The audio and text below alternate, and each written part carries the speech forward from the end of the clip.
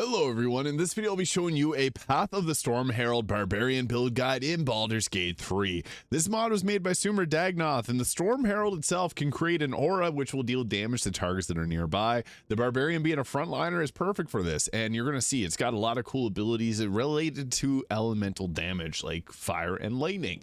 Now for this, we're going to be going with our starting stats of 14 strength, 16 dexterity, and 16 constitution. You can swap the dexterity and strength around depending on that. If you want to use a strength-based weapon or dexterity, having higher dexterity means that we can use or get a higher armor class, and using weapons like Falar Aluv early game can really help out. So I'll be showing off all the best ways to build this, as well as some combat and the gear options that you want to roll with. So at level 3 or 2, we get our reckless attack giving advantage on attack rolls, and danger sense giving us an advantage on dexterity saving throws, like fireball, for example. At level 3, we get to choose the Storm Herald. So with this, we get to choose a class passive. And with that, we got the Desert, which will add fire damage, 2 fire damage to all enemies that are in our storm aura of 3 meters. And we have the Rage Desert. The Rage Sea, which will give us 1 to 6 lightning damage, and you also get the additional 2 damage. Or the Tundra, which will do 2 temporary health points. I'm going to go with the Storm Aura here, because I find this one just works the most powerfully, and that's where I theme the character around. The Storm Herald, I think lightning. Now at level 4, we get to choose a feat and another class passive. You can swap this around at any time. We're just going to go with an ability score improvement to take up our dexterity or strength, depending on which of those you chose for your damage and attack rolls. At level 5, extra attack, and we get our fast movement speed, which will increase our movement speed. We also can, any level, swap that around, so it's your choice, personally, what you want to go with. At level 6, we get the Storm Soul. Your Storm Aura grants you certain benefits based on the environment you choose, even when it has not been activated. So, yeah, you can see there, whenever you swap these around, I guess this just is the 3 damage. I'll show it off in actual combat, so you get an idea what that ends up looking like. At level 7, we get our Feral Instinct, plus 3 initiative, can't be surprised. Again, anytime swap that around if you want, just to try out new ones. At level 8, we get our another feat, so we may as well max out dexterity or strength, depending on which of those you're choosing for your weapon. Level 9, we get the Brutal Critical, another critical hit die. We get 3 extra critical hit dies once we get up to higher levels, very powerful. At level 10, we get the Shielding Storm. Allies within your Storm Aura gain the damage resistance gained from your Storm Soul feature. That's pretty nice, because you can keep your whole team alive using something like that, so very effective. Level 11, we get our Relentless Rage. If we go down, we come back up with 1 health point, pretty effective.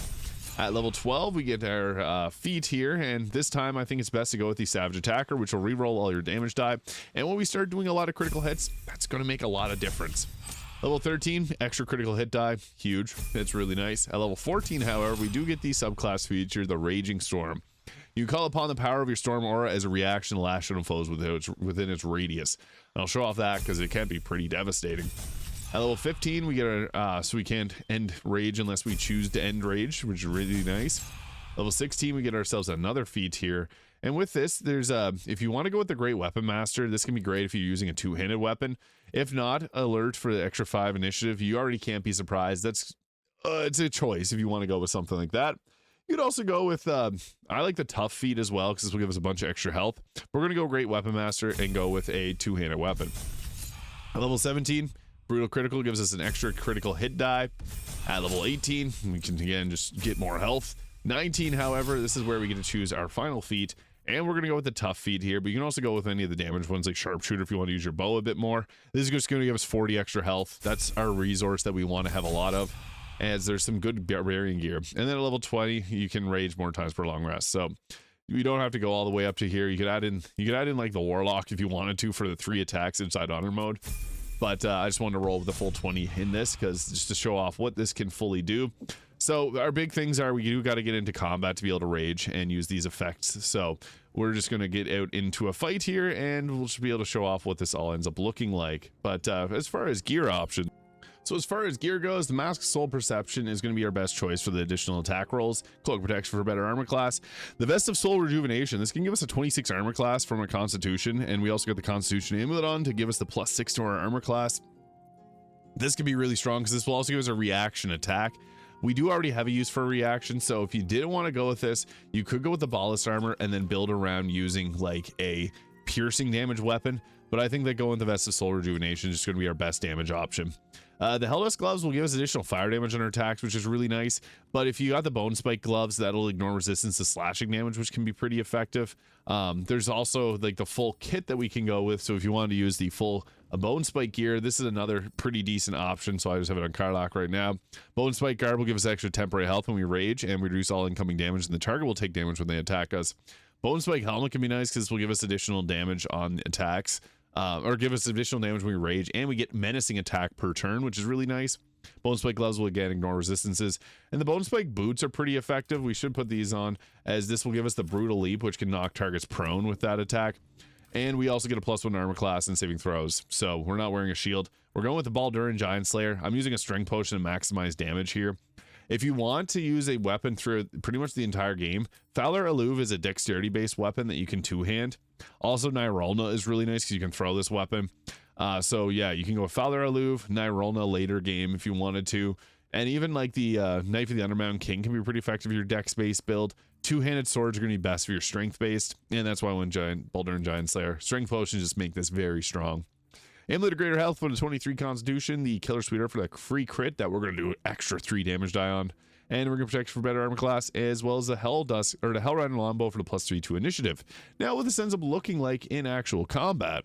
Now, what makes us very strong is our ability to set up rage and then deal additional damage. This will do a 4 to 24 lightning damage to targets that are within our aura. So we want to be a frontliner. We want to get in there. We want to be annoying. And that's exactly what we're going to do. Now, if you got the Baldur and Giant Slayer, buff yourself up. We don't have a lot of other things that we can do outside of that. So you do got to use what you're given. So items and throwables can be pretty effective. You can also just add in Tavern Brawler if you wanted to for something like that.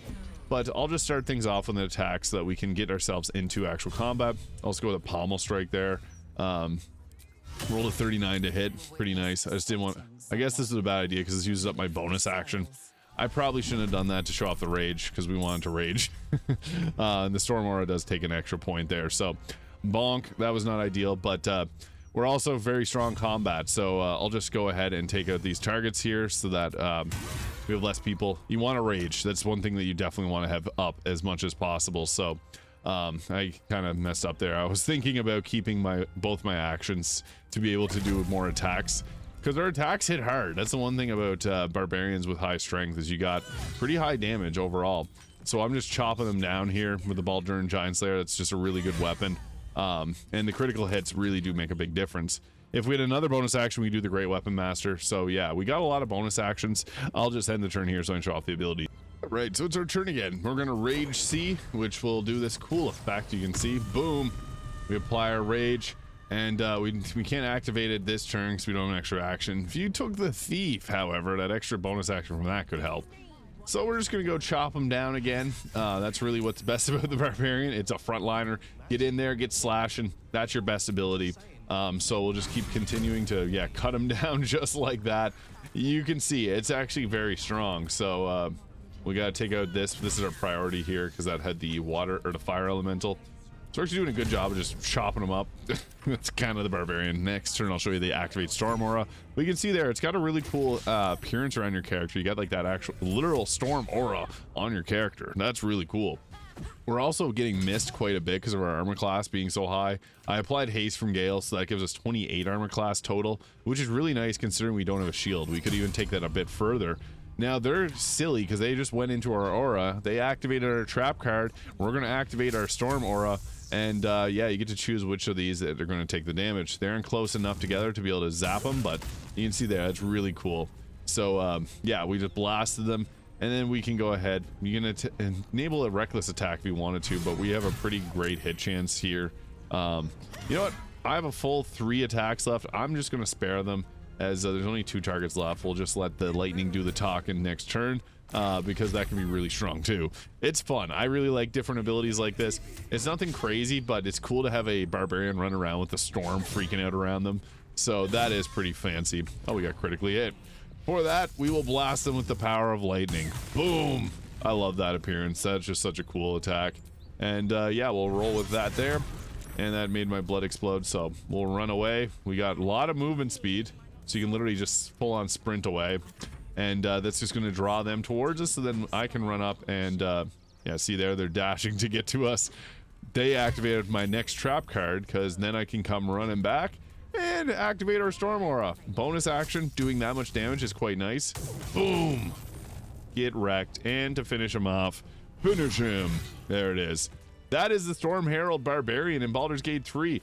pretty cool. The Barbarian itself is strong. This just makes it stronger by adding in the Storm Aura, which you can hit anyone within those 3-meter radius. So pretty cool subclass made by Sumradagnoth based on the 5th edition Dungeons & Dragons subclass. If you found this video useful, hit that subscribe button below. Thank you so much for watching, and I'll see you all in the next video.